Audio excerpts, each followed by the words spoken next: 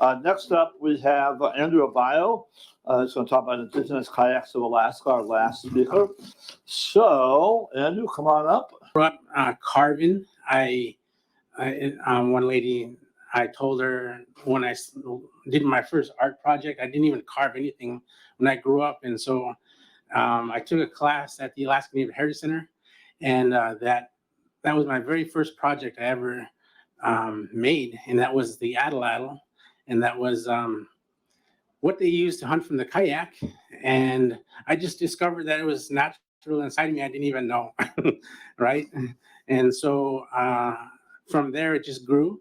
And my next project was at the Alaska Native Heritage Center also. I made a bentwood visor. It's what they used in the hunters use in the kayaks. You might have seen some illustrations where they have, I don't have one with me today, but there's visors that go down like this when they're in the kayaks.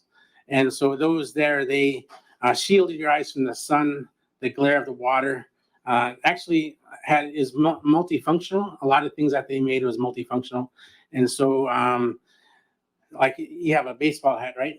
Everybody know what a baseball hat's for. It has a few functions, right? Yeah, shield your eyes from the sun, the water. Also, maybe catch a baseball, jokingly. But yeah, it had actually over 11 different functions. And like I said, just shielded your eyes from the sun, the glare of the water. And also, they're very intricate in design for, like, I think some of them, you could see is that they have sea otters on there, or what they hunted, whales, walrus, seals, and those I think would be like what they, like maybe it represented their first hunt, right? Something like that. And so going into the kayak, this here is a model of the Sukovyak Kayak, the Aleutic kayak, right? And I have one downstairs that you'll get to view when we're down. It's out in the parking lot. I brought it down from. We came from Anchorage, my family over here. Yes, and so these kayaks, they were used by this particular one in design was used by the Sukovyak people from the Alaska Peninsula, Kodiak Island, and the Prince William Sound in this region here. And so, very distinctive. You could, let me bring this up here. Here you go, Paul. Yeah, thank you. Yes.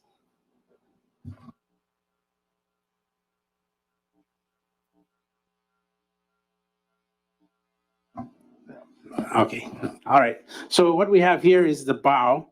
You'll see the bow has there's two bows essentially.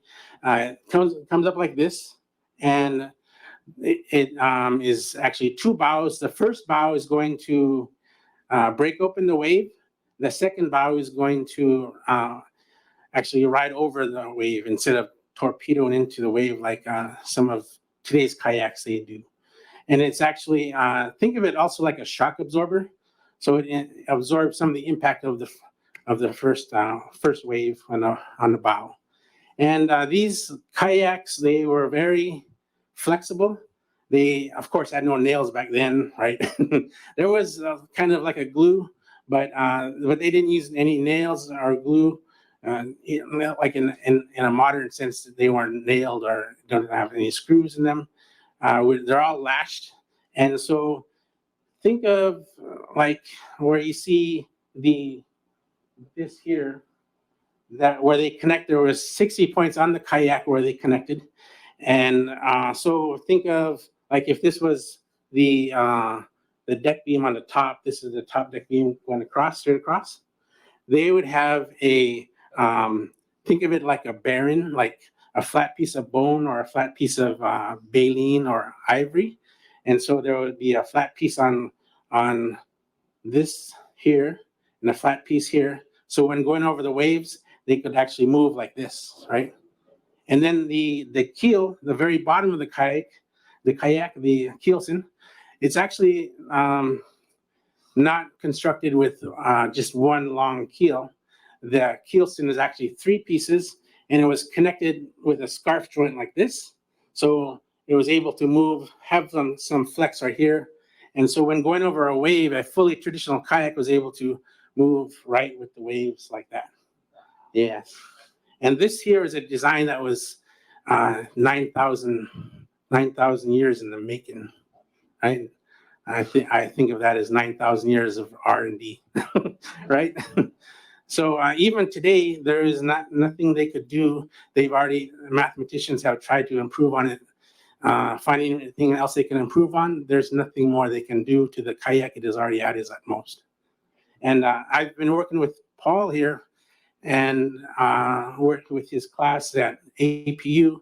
And for the past, I think we're going on 4 years now. And I've been teaching this class to the students at the university, at Alaska Pacific University. Yeah, and I also teach 2 culture camps, museums, the Anchorage School District, and actually travel around and teach also in outlying villages. And my kids here, they have been learning alongside with me. I teach them. And my son here, he's been paddling since he was 5 years old. And he had his own kayak also that I built for him. And yeah, does anybody have any questions?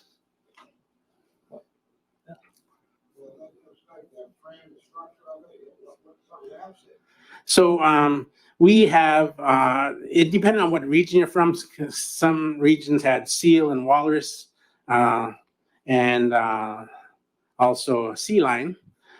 Some regions have, some of them don't have sea lion, some of them don't have walrus. So if it was a seal, you would think of maybe 6 to 7 seals to cover the kayak. And they had a method to keep it waterproof. So they would use only the hide of the female. And the reason for that is because the males are always fighting, right? Yeah, nothing's changed, right? So they'd have scars and holes in their hide. But what they would do is they would take the hides and they would bring them like this, right? They would fold them down, and then they would take a needle and they would go in the hide is a little thick, it has a thickness to it. So they would take the needle and they go into the hide and they would turn it back out before it punctures the outside, right? So they would bring it inside, back and forth, those two hides, right? And so that there's no hole for any leaking. And before they even put that together, the dry yellow grass you always see outside, right? They would take that dry yellow grass and they would line it along right between where they connected those hides. And in doing so, the dry yellow grass would swell and that forms like a gasket. Yes. But any more questions? Yes. Today we can use red cedar and traditional frames, or red cedar. And this region here, there was places where you can get hemlock and yellow cedar is. I'm sorry. Let me grab this. And what I'm referring to is the overall structure. This would be the overall structure. This is the gunnels, the deck beams, and the bow, the stern, the keel. Those would be the overall structure. We could use a red cedar for that. And for the ribs, we'd prefer to use yellow cedar. Yellow cedar has more tighter grain, so it bends more easier in the steam process. And actually, the one downstairs I have, you guys could view when we're done here. I used oak for that one. Yes, and they're pretty light. I made a single hatch kayak, and that one was about 46 pounds, so it's very light. Yes. Yes. Is there an advantage by not having the portal for the person not in the center of the kayak? It's a little bit off-center. Yeah, it's off center. You'll have more lightness in the bow, but also even for the lightness of the kayak, like I just mentioned, they were able to stow all their weaponry on top. They would have several kind of different harpoons, different spears. Bow and arrow would also be used. Very, let's see, unstable to an inexperienced paddler. Like, how many of you are familiar with the atlatl? I don't have one today for you to see today, but so the atlatl was preferred to hunt for the animals like a seal or a walrus, sea lion, even a whale. But the method for whales was different for a seal or sea lions, and I can get to that if I'm not sure how much time I have. About 15 minutes. Okay, yeah. All right, we can talk about that too. But so let's see. I'm sorry, your question again? Yeah. I was just wondering if there was a purpose for the seed being offset. Oh yeah. So they also inside they would stow they had survival gear also, right? So they would store their gear in there also. Think of like the hide would get punctured, right, in a reef or something, and they would actually have a bladder, like a seal bladder, right, and you could blow it up, and if there was a hole, they could put it into the hole, blow it up, and that'll fill the gap where it's leaking. So, and of course they had emergency gear of other, like if any part of the kayak broke, they could put emergency repairs on there. Yeah. Say for instance, you're in the kayak and you have atlatl. So what they would do is when he's, let me put this down, when he's in the kayak, he's going to have the paddle on one side. He's going to hold it in the kayak and stabilize himself, right, with one paddle in the water. Then he would draw back the atlatl, and then if he's hunting for a seal or a sea lion, walrus, sea otter, he would wait, and then that's the motion of the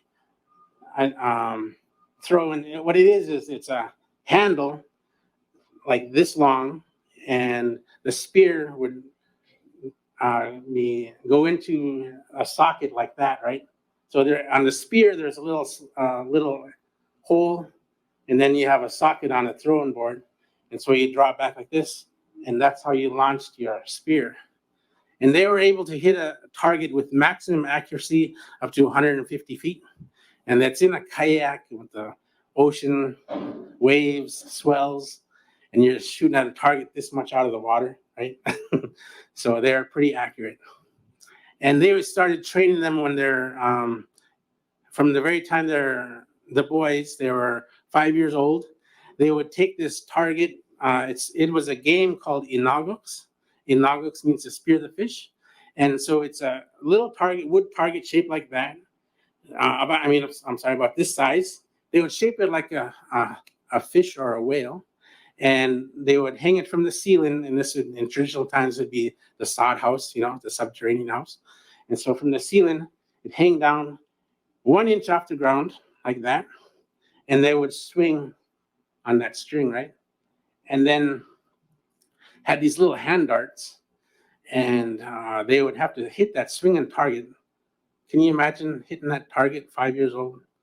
And you're thinking of it in today's sense, right, where you're shooting a target on the board, but we're sitting down with our knees forward, legs forward, because they condition their bodies their whole life. They're 5 years old. And because if you're like this, training all your life, you're able to sit in a kayak for hours, right? And so by the time they're 10 years old, they could hit that target anytime they wanted. And this is all in training for the atlatl. Yes. Any other questions?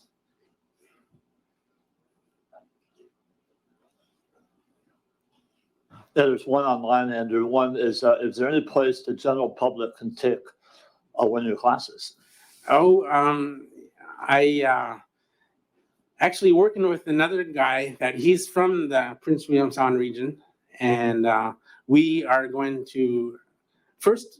The one thing we're going to do is we have all these notes from the guy that I learned from, Mitch Poland.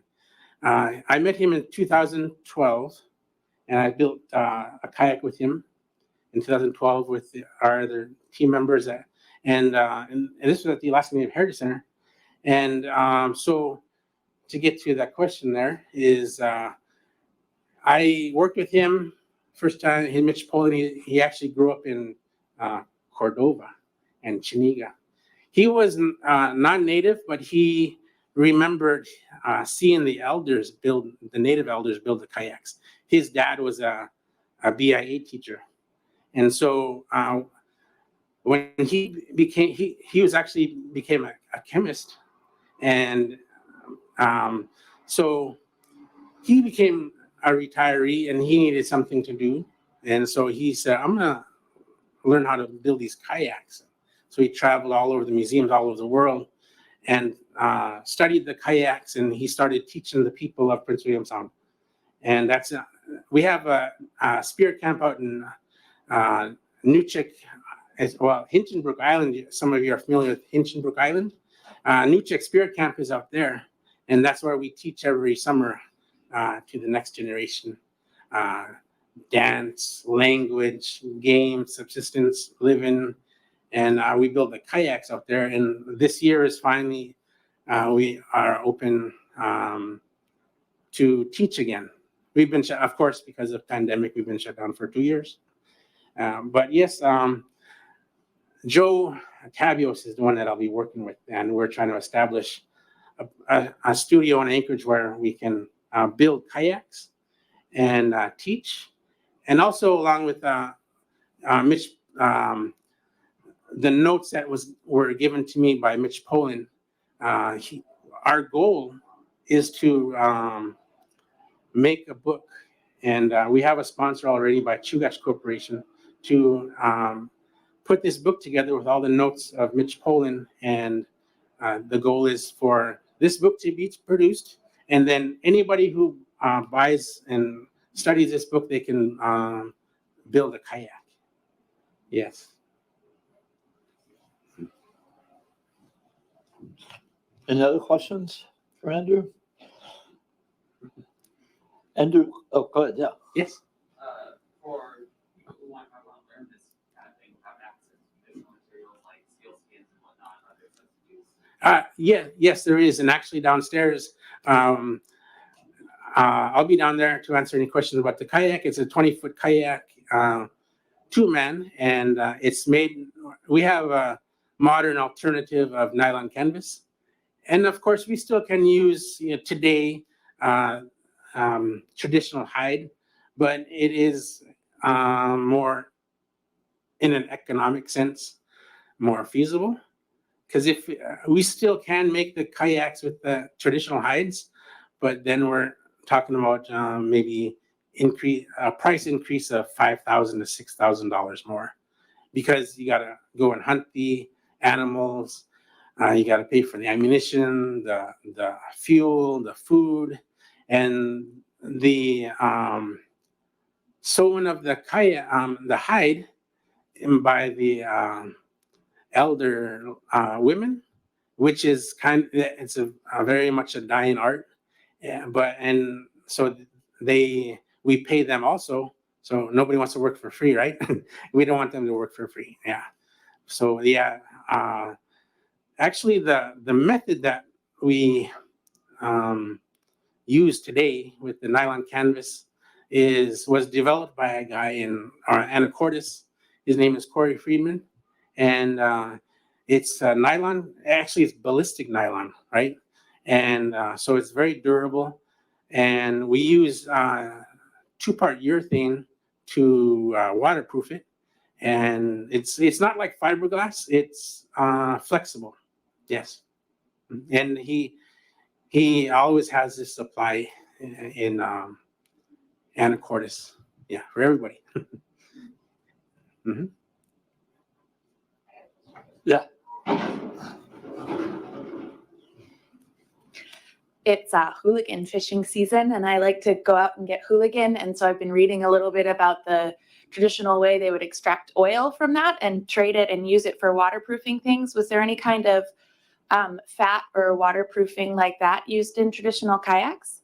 Oh, that's a great question. So they would actually use seal oil, and one of the elders in Chugach Spirit Camp, Henry McCarka, he's from Cordova, and he's not with us anymore, but it was great to know him. He was a great friend.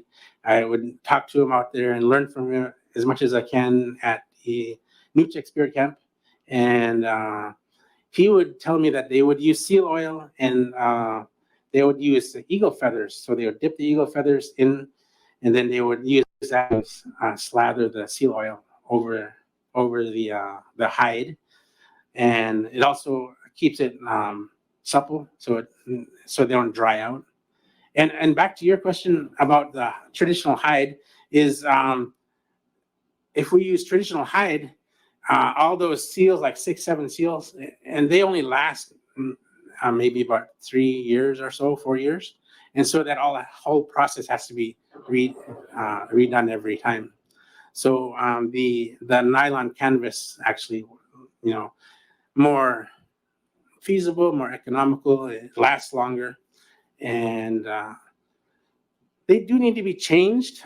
We have one it was built in 2006, and we just actually changed the hide, and not the hide, but the nylon canvas in 2019.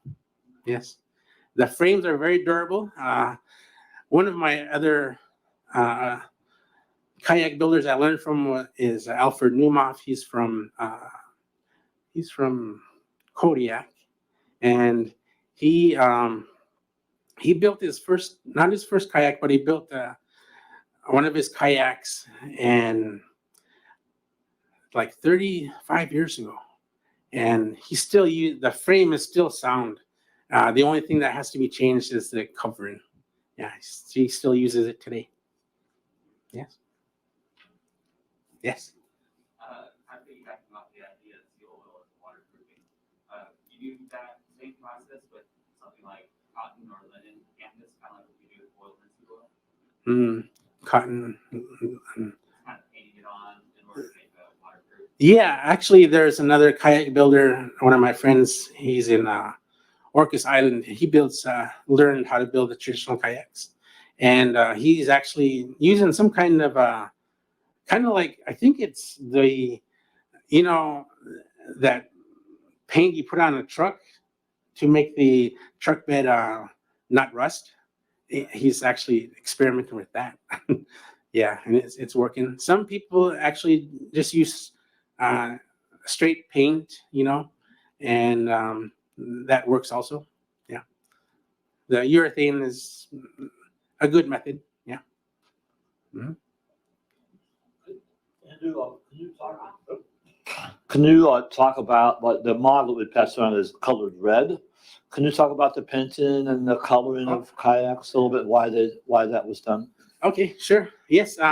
Actually, the frame would be painted red, and there would be a line carved from stern all the way to the bow and back to the stern, a line going all the way through, and that would be like the lifeline, right?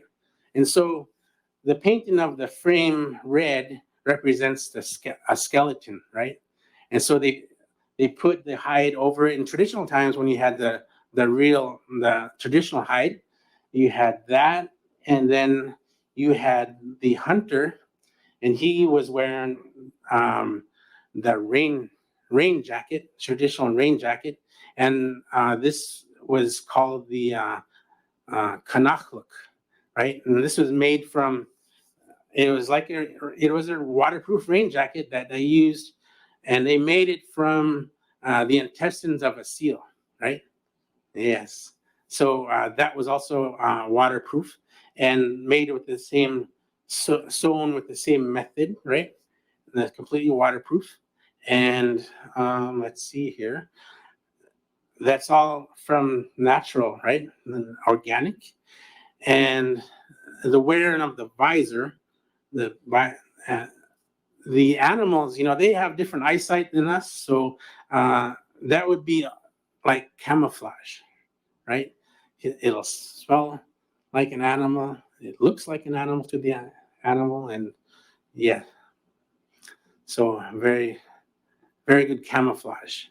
And I'm sorry I don't have a visor today, but it's pretty amazing because of the some of the 11 functions they have is we had amplifier and we had hearing aid, right? And the way that worked was when you're looking for animals and you don't see any, but you have your visor, right? And so if you can't see any animals with your eyes, you could take the visor and you're wearing it and you lift up like this, you're scanning the horizon. And you know when you're outside and you see somebody far away and they're trying to holler to you and they're going like this works in the same manner. This collects the sound, goes straight to your eardrums, right? So that amplifies the sound. And also it projects your sound. So, and then also when you're trying to holler to somebody, right? You go like this. This works in the same manner, right? And I would bring this same demonstration to the schools, and I had my visor, and I would wear it like this, and I said, okay, can you guys hear me over there? And then if I just turn like this, and then just the same as the mic is doing right now, you could hear me talking, but not as loud. And so it projects your voice in the direction of the visor, right? Yes. The visor tells you what you hunted for. Think of a visor as the military, they have status and rank on here. The Bentwood visors, they had there was 3 kind of visors. There was a short visor, open crown visor is more like this, and then the chief hat was totally enclosed, very elaborate, had a lot of decoration of ivory on there, and so it was like a rank. Also tells you, like, if you've seen somebody far away, you never seen this hunter before, and he's coming up, you see him paddling a kayak, and then he could, before even talking to him, you could see what's on his visor, right? He could automatically tell where he's from by the region of the painting designs. You could tell what he hunted, what he hunts for, and also the rank of him in his tribe. Yes. Thank you, Andrew. Okay, thank you. Thank you.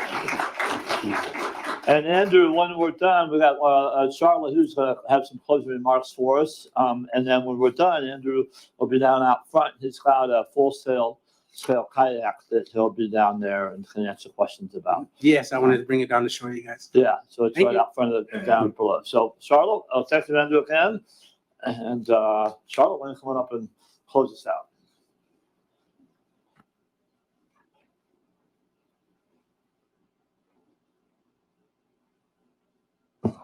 All right. Thank you, Andrew. And thank you to all of our wonderful speakers today. Can we have another round of applause for everyone? Thank you so much.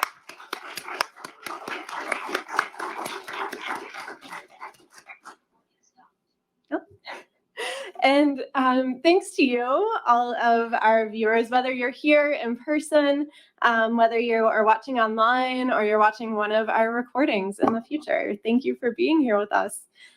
Thank you to Paul and to Tim for being our MCs today. To Betsy, our slide master extraordinaire and tech guru, thank you so much. And again, thank you to all of our wonderful speakers, to the many agencies, organizations, and businesses that they represent. A special thank you to the Forest Service, to Chugach National Forest for their support, speakers, and help in planning. And thank you to our Prince William Sound Stewardship Foundation board. We still have some board members in the room, if you would give a wave. Great, thank you. Thank you all so much. And thank you to our Natural History Symposium Planning Committee, and to Frostline for making the wonderful videos that will be available on Crowdcast just after each session ends, as well as hosted on our website, princewilliamsound.org in June. So you can check those out very soon. And today's event would not be possible without the many wonderful sponsors that have made this happen. So thank you to our sponsors and to the Tutitlik Corporation, especially for their grant for the symposium this year. Thank you to the Prince William Sound Regional Citizen Advisory Council, to the City of Whittier, to the Exxon Valdez Oil Spill Trustees Council, to Stan Stevens Wildlife Cruises, Discovery Voyages, Glacier Jet Ski Adventures, Phillips Cruises and Tours, William Melton Media Productions, Babkin Charters, Drifters Fish, Colony Builders, Kathy Hodge Studio, Girdwood Bookkeeping, Lazy Otter Charters, and our many, many corporate sponsors and individual members. We're so thankful for your ongoing support that helps us do things like this, the Natural History Symposium, and makes possible all of our work out in the Sound this summer and throughout the year. If you would like to join the Prince William Sound Stewardship Foundation or find more or volunteer with us this summer, please head to princewilliamsound.org. As we're wrapping up, we do have some surveys that'll be coming around. There are surveys, evaluations. If you are here in person, would ask you to take a moment and fill that out and then drop it on the table outside as you go. If you're online, there's a link in the chat box, so we'd really appreciate your feedback to help us continue to improve for next year. Also in the lobby, if you're here in person, we have Ellen outside, and she's there if you'd like to become a member today, or if you'd like to pick up any of our Prince William Sound Stewardship Foundation merch. And we'll also be having a social this evening over at the Inn at Whittier. So after we wrap up, if you'd like to come and join us and hang out for a bit, we'd love to see you over there. Thank you, everybody. Thanks as you're filling out those surveys. I hope you all have a wonderful, healthy, clean, and wild summer. Thanks so much.